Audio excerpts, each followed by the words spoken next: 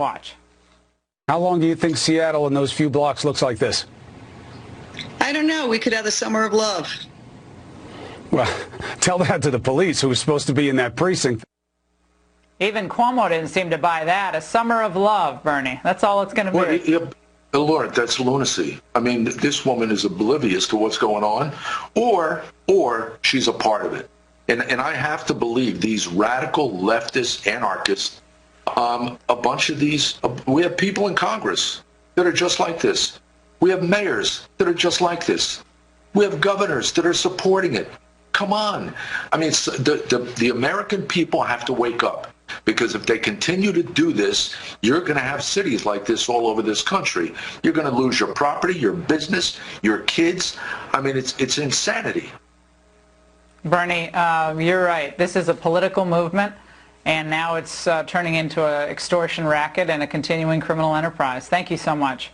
And this is what Assistant Police Chief in Seattle, this is what he thinks the best way is to stop the radicals from taking over. Can they legally prevent people from entering the neighborhood? It is not legal. However, in an effort to try to cooperate and collaborate and move forward peacefully, we're trying to get a dialogue going. We don't want the important message about justice and improving policing relations and improving racial equity to get drowned out by this small kind of faction of what's going on. Joining me now is Terry Turchi, former FBI Deputy Assistant Counterterror Director, author of In Their Own Words. Terry, if police are going to abdicate their duty, what would it take for the FBI to get involved? Could that have been what the president was hinting at today? Well, I think the FBI could get involved if the Attorney General, the President, ordered it, and I think you're getting very close. After all, this is a major national security problem.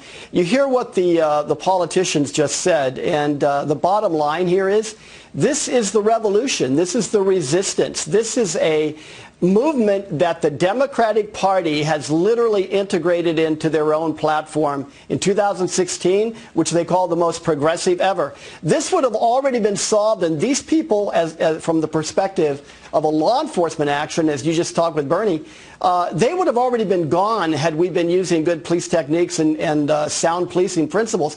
The Democratic Party is standing in the middle of that. This is dramatically different from anything in the 60s and early 70s, because then both parties were committed to giving the streets back and civil rights back to the people who are law-abiding. Not anymore. One of the parties is standing directly in the way of getting that done. And this is dangerous. What is going to stop if these people are allowed to go another week, another month, another 2 months, the summer of love?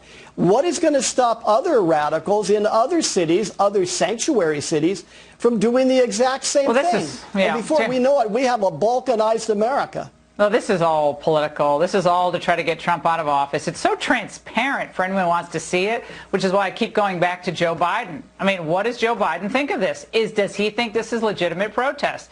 Does he think this is just a bunch of people getting together to have a good time in a festival atmosphere?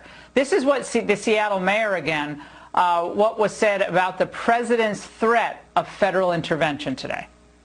We do not need anyone, including the president, to try to sow further divide, further distrust, and misinformation. The threat to invade Seattle, to divide and incite violence in our city, is not only unwelcome, it would be illegal. This woman is a complete disaster. So federal involvement, Terry, is illegal, but all of these Marxists taking over block after block after block is acceptable?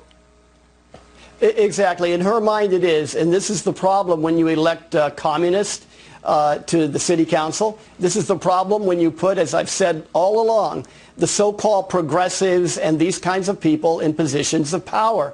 They want those positions because from the inside they intend to clamp down on all the rest of us, and that's what this is all about. We explained it, as you have talked about before, in that book, In Their Own Words. We lay out exactly what is happening here, And this is nothing more than further shots in the revolution that is in these people's minds.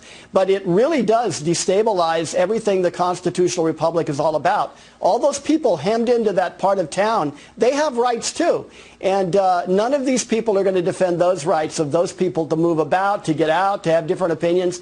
All they're going to do is threaten, intimidate, and bully. And this is just unacceptable. The very party that has just talked for the last few years about bullying and intimidation is now endorsing it in a big way. And all those demonstrations around the world, they're nothing more than international solidarity with the, quote, movement.